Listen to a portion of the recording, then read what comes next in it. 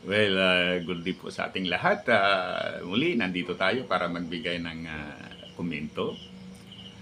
Sa kasalukuyan, ang pinaka-trending nga na topic, maraming nagsusubaybay dito na Pilipino, ay itong Quadcom hearing. Ngayon, sa hearing na yan, ang ating former president ay invited pagkatapos dumalo naman siya, no? Ngayon na ang observation ng mga congressmen at saka yung mga nanonood ay noong nagkaroon ng hearing sa Senado, grabe yung nangyayari. Kasi para bang ang Senado ay sinalakay ng mga Duterte groups. So, ang ibig sabihin, para bang sila ang naging hari, sila ang naging master, o kaya sila yung sinusunod sa nasabing hearing. Of course,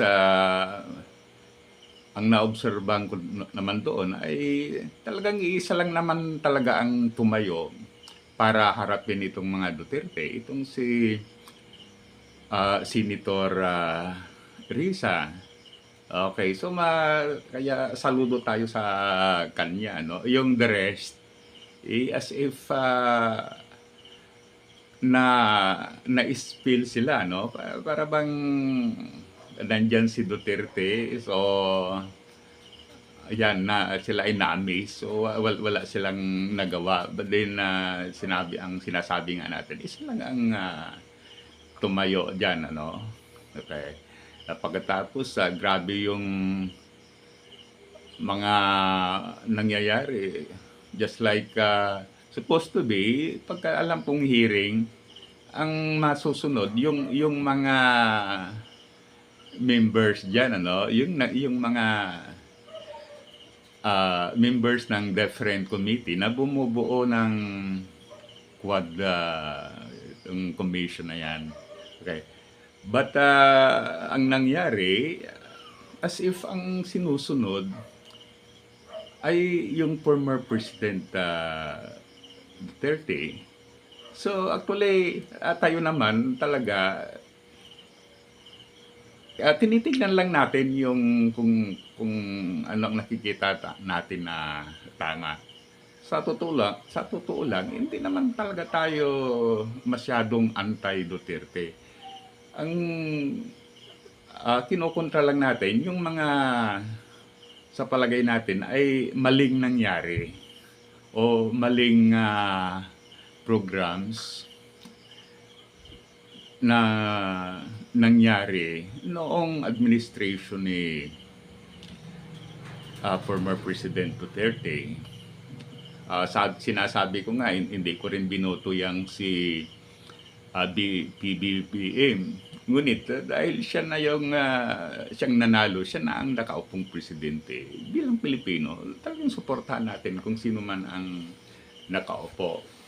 Ibinuto man natin o hindi, talagang dapat full support tayo. Okay. Ngayon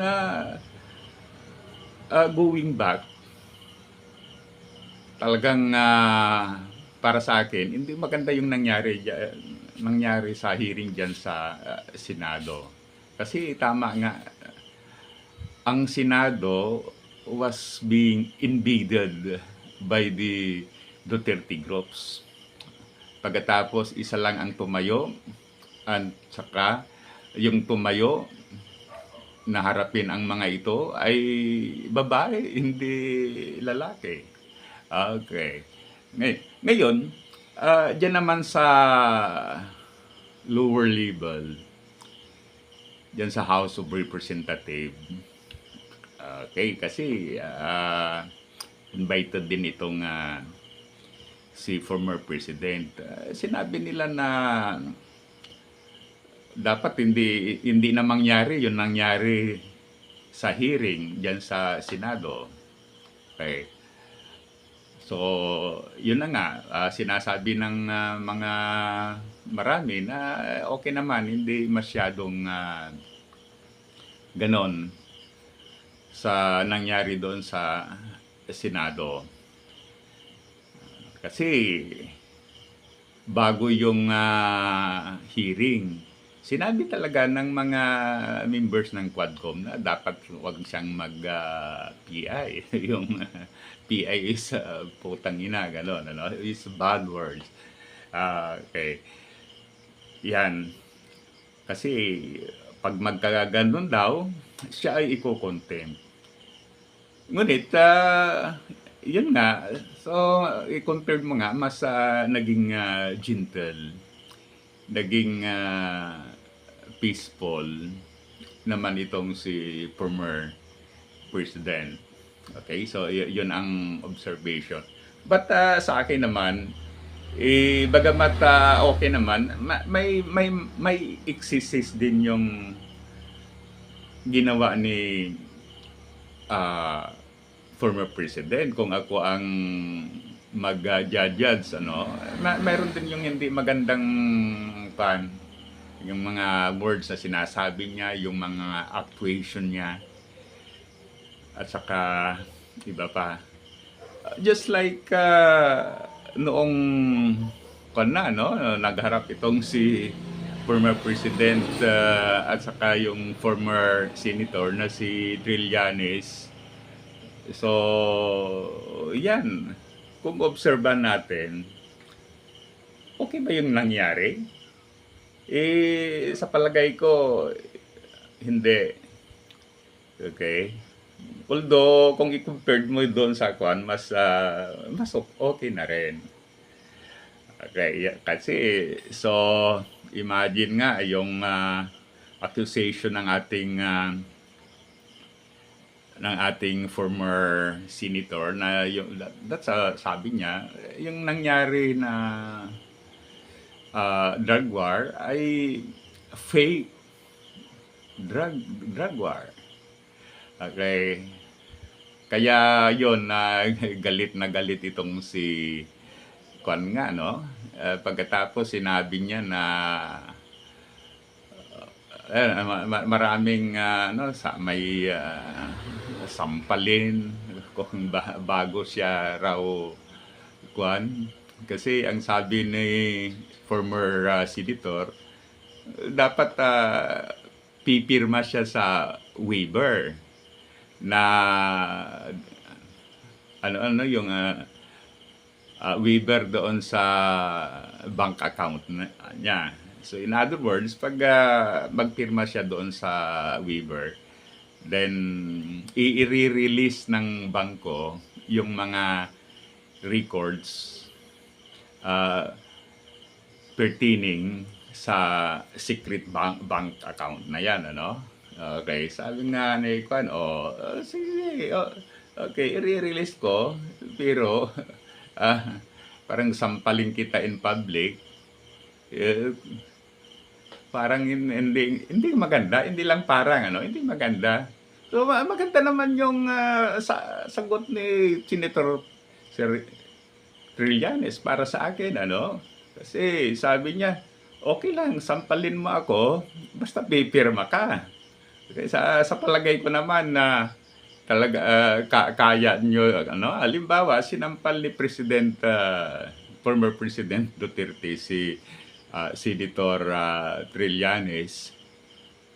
Sa palagay ko, hindi naman masyadong masaktan yan si Trillanes sa kaya niya kasi militar yan, ano? Okay, pagkatapos, siyempre, itong si former President, matanda na, sa palagay ko, hindi na masakit yung pagsampal niya. Okay, so, doon mga interesting, entertaining okay. But then, para sa akin, hindi magandang example na nakikita natin mga Pilipino. Pagkatapos, ito rin si, yung kay Dilema. So, may may action ang ating former president na parang sapakin o whatever dahil doon sa accusation ng ating former Senator Elima.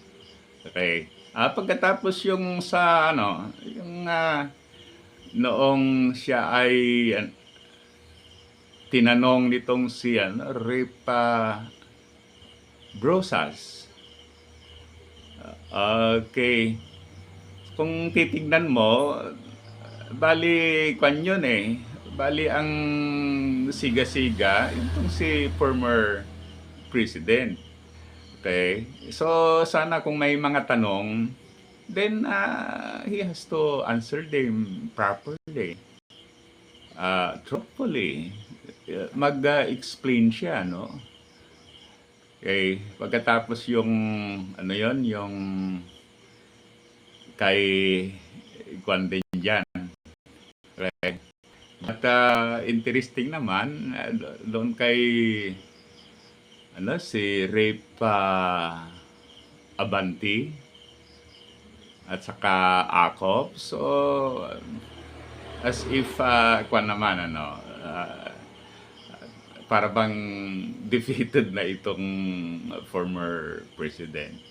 Kasi tama naman yung sinasabi ni itong si Congressman Abante at saka Congressman Acop. Ganun doon kay Congressman Fernandez. So, ang masasabi natin, mayroon ding mga hindi maganda na ipinakita ng ating former president. Ngunit, compared doon sa hearing sa Senado, it's well and good, Yan. So, marami pang mga interesting na topic na mapapanood natin sa mga iba't ibang vloggers, So, muli, salamat at please naman i-like at saka subscribe sa ating YouTube channel. Okay, maraming salamat.